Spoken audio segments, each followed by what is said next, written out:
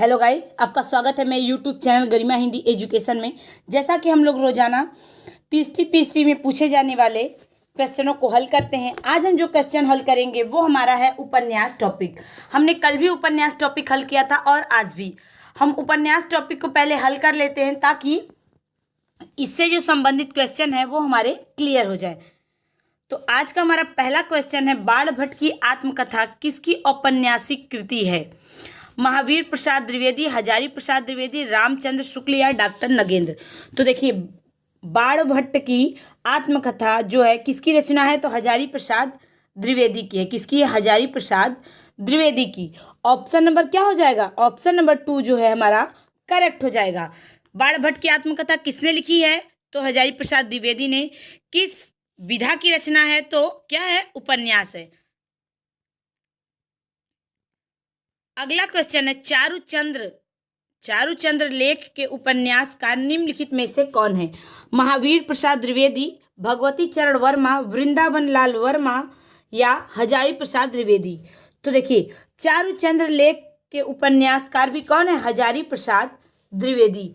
हजारी प्रसाद द्विवेदी जो थे, इन्होंने जो रचना लिखी थी बाण भट्ट की आत्मकथा, वो क्या है? एक बहुत ही ज़्यादा इम्पोर्टेंट है और कई बार एग्जाम में पूछा गया क्वेश्चन है। और चारुचंद्र लेख भी उन्हें का क्या है? उपन्यास है। अगला क्वेश्चन है, इतिहास इस बात का गवाह है कि महिमामयी में शक्ति की उपेक्षा करने वाले साम्राज्य नष्ट हो गए। उपर्युक्त कथन किस उपन्यास का है? गोदान, दिव्या, आपका बंटी या बाण भट्ट की आत्मकथा। तो देखिए, इतिहास इस बात का गवाह है कि महिमामयी में शक्ति की उपेक्षा करने वाले साम्राज्य नष्ट हो गए।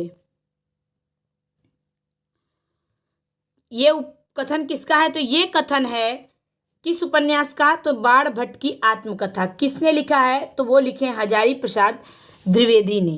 किसने लिखा है? हजारी प्रसाद द्विवेदी ने। गोदान किसकी रचना है? तो प्रेमचंद्र की। आपका बंटी किसका है? तो मन्नू भंडारी की रचना है। अगला क्वेश्चन है, आचार्य हजारी प्रसाद द्विवेदी किस धारा के उपन्यासकार हैं? सांस्कृतिक मिथकीय, सामाजिक सांस्कृतिक, प्रयोगवाद या प्रगतिवाद। तो आचार्य हजारी प्रसाद द्विवेदी जो थे वो किस धारा के उपन्यासकार हैं? तो वो हैं किसके? सांस्कृतिक मिथकई विचारधारा के उपन्यासकार हैं। ऑप्शन नंबर फर्स्ट क्या हो जाएगा? करेक्ट हो जाएगा। इसकी झलक बाण भट्ट की आत्मकथा और महावरा में क्या है? मिलती है। आचार्य हजारी प्रसाद द्विवेदी मानते हैं कि मिथक तत्व वस्तुतः भाषा का क्या है? पूरक है। सारी भाषा ही इसके बल पर खड़ी है। साहित्य में मिथक अनंत अनुभवों का विश्लेषण है। तो राइट आंसर क्या हुआ? Option number first. अगला क्वेश्चन है, भट्टिनी किस उपन्यास की नायिका है? बाण भट्ट की आत्मकथा, चित्रलेखा, दिव्या या पुनर्नवा। तो देखिए, भट्टिनी किस उपन्यास की नायिका है? तो वो है बाण भट्ट की आत्मकथा। बाण भट्ट की आत्मकथा में कितनी स्त्री पात्र हैं? तो देखिए कौन कौन है? महामाया, सुचरिता, निपुणिका और भट्टिनी, ये स्त्री पात्र हैं। और पुरुष पात्र हैं बाण भट्ट, अघोर, भैरव और वीरति वज्र। ये क्या है? पुरुष पात्र हैं जो हमारे एग्जाम में पूछे जाते हैं। अगला क्वेश्चन है, पंडित किशोरीलाल गोस्वामी का उपन्यास निम्नलिखित में से कौन सा नहीं है? तरुण तपस्विनी, रजिया बेगम या रंगमहल में हलाहल, राजकुमारी या भोजपुर का ठग। तो देखिए, पंडित किशोरीलाल गोस्वामी का उपन्यास निम्नलिखित में से कौन सा नहीं है? तो क्या हो जाएगा? ऑप्शन नंबर 4, भोजपुर का ठग। भोजपुर का ठग पंडित किशोरीलाल गोस्वामी का उपन्यास नहीं है, बल्कि गोपाल राम गहमरी का उपन्यास है। तरुण तपस्विनी, रजिया बेगम या रंगमहल में हलाहल, राजकुमारी, ये तीनों किसका है? तो किशोरीलाल गोस्वामी का उपन्यास है। अगला क्वेश्चन है, प्रसाद द्वारा रचित इरावती कैसा उपन्यास है? सामाजिक, ऐतिहासिक, पौराणिक या यथार्थवादी। तो देखिए, जयशंकर प्रसाद द्वारा रचित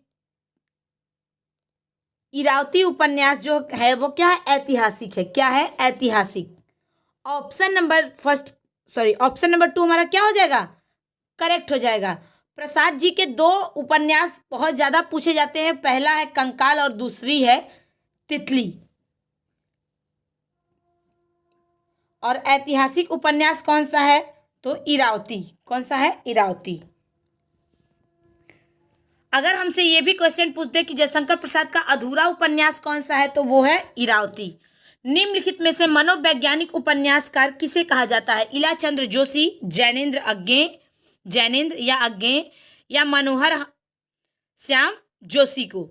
तो मनोवैज्ञानिक उपन्यासकार कौन है, हमें क्या बताना है कि मनोवैज्ञानिक उपन्यासकार कौन है, तो वो कौन हो जाएगा।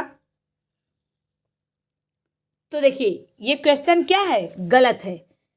हमसे पूछना चाहिए कि कौन सा नहीं है। देखिए इलाचंद्र जोशी और जैनेन्द्र अज्ञे, ये तीनों लोग क्या हैं, मनोवैज्ञानिक उपन्यासकार हैं। मनोहर श्याम जोशी जो हैं वो क्या है, मनोवैज्ञानिक उपन्यासकार नहीं है। किसे नहीं कहा जाता, यहाँ क्या रहेगा, नहीं। तो राइट आंसर क्या हुआ, ऑप्शन नंबर 4। अगला क्वेश्चन है, हिंदी में किनको मनोविश्लेषणवादी लेखक त्रय के रूप में प्रसिद्धि प्राप्त हुई है, जैनेन्द्र इलाचंद्र जोशी अज्ञे या इलाचंद्र जोशी अज्ञे देवराज या जैनेन्द्र अज्ञे देवराज या फिर जैनेन्द्र इलाचंद्र जोशी देवराज। तो देखिए हिंदी में किनको मनोविश्लेषणवादी लेखक त्रय के रूप में प्रसिद्धि प्राप्त हुई है, तो वो है जैनेन्द्र इलाचंद्र जोशी और अज्ञे। इन तीनों लोग को अभी हमने बताया कि मनोवैज्ञानिक उपन्यासकार कहा जाता है।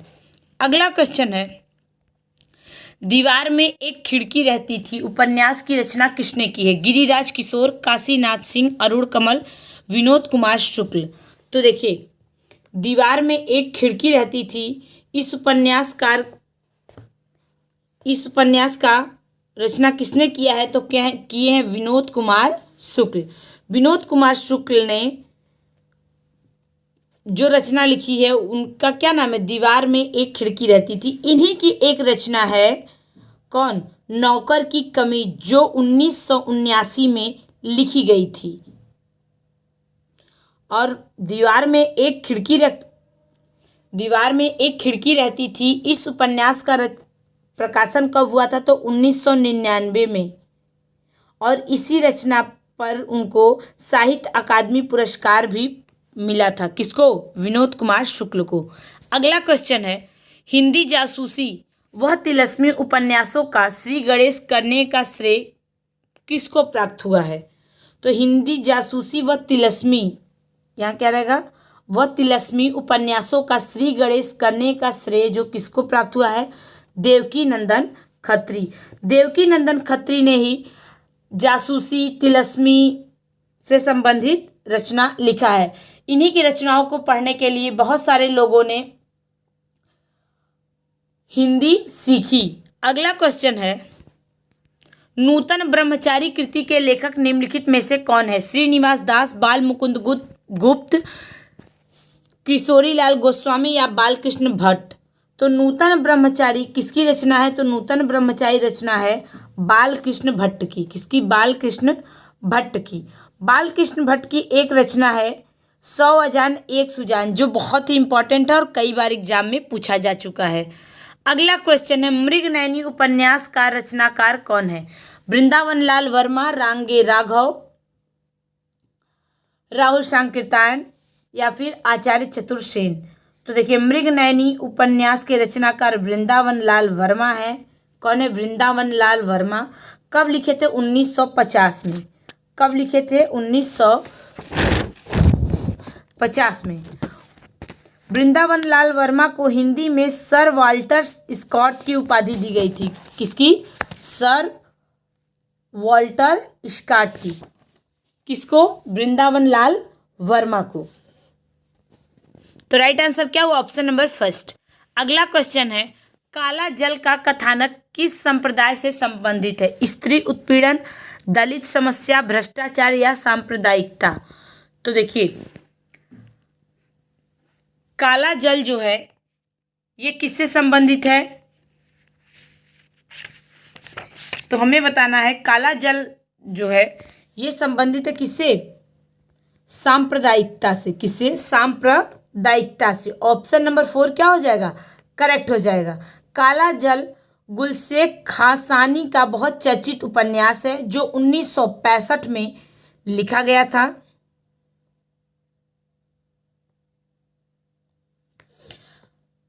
गुलशेख खासानी जो थे वो महज 27 से 28 साल के थे जब इन्होंने काला जल उपन्यास की रचना की थी। तो राइट आंसर क्या हुआ? Option number 4। अगला क्वेश्चन है, ठेठ हिंदी का ठाठ तथा अधखिला फूल उपन्यास के लेखक कौन है? प्रेमचंद्र, निराला, दिनकर, अयोध्या सिंह उपाध्याय, हरिऔध। तो देखिए, ठेठ हिंदी का ठाठ और अधखिला फूल किसकी रचना है? तो अयोध्या सिंह उपाध्याय, हरिऔध। ऑप्शन नंबर 4 क्या हो जाएगा? करेक्ट हो जाएगा। अगर हमसे पूछे कि हरिऔध जी किस युग के रचनाकार थे, तो हरिऔध जी द्विवेदी युग के रचनाकार हैं। अगला क्वेश्चन है, पद्यात्मक भावभूति पर श्याम स्वप्न नामक उपन्यास की सर्जना किसने की है? श्रीनिवास दास, ठाकुर जगमोहन सिंह, राजा लक्ष्मण सिंह या भारतेंदु हरिश्चंद्र। तो देखिए,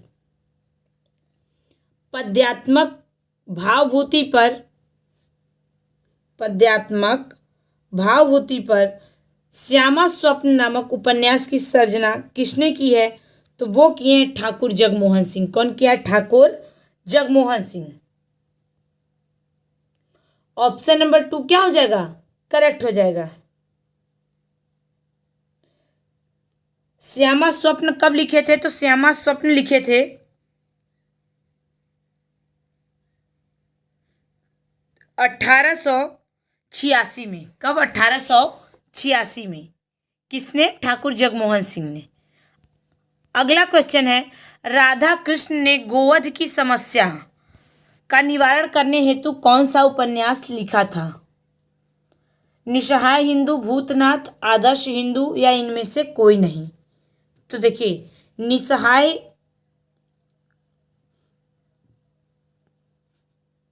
अगर हमसे पूछे कि राधा कृष्ण ने गोवध की समस्या का निवारण हेतु कौन सा उपन्यास लिखा था, तो लिखा था निसहाय हिंदू। कभी कभी हमसे पूछ देता है कि निसहाय हिंदू उपन्यास के लेखक कौन हैं, तो वो हैं राधा कृष्ण। हमसे कभी कभी पूछता है कि निसहाय हिंदू उपन्यास जो है वो किस पे लिखा गया है, तो गोवध की समस्या पे। किस पे? गोवध की समस्या पे। अगला क्वेश्चन है, आचार्य रामचंद्र शुक्ल ने किसे हिंदी का पहला उपन्यास माना है? देवरानी जेठानी की कहानी, परीक्षा गुरु, भाग्यवती या फिर नूतन ब्रह्मचारी। तो रामचंद्र शुक्ल जो थे उन्होंने हिंदी का पहला उपन्यास परीक्षा गुरु को माना है। किसने लिखा है? तो श्रीनिवास दास ने लिखा है। कब लिखा है? 1882 में लिखा था। तो राइट आंसर क्या हुआ? Option number 2।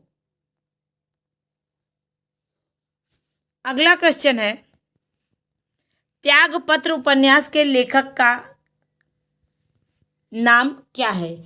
यशपाल, भगवती चरण वर्मा, वृंदावन लाल वर्मा या जैनेन्द्र कुमार। तो त्यागपत्र उपन्यास के लेखक जो हैं वो हैं जैनेन्द्र कुमार। कौन है? जैनेन्द्र कुमार।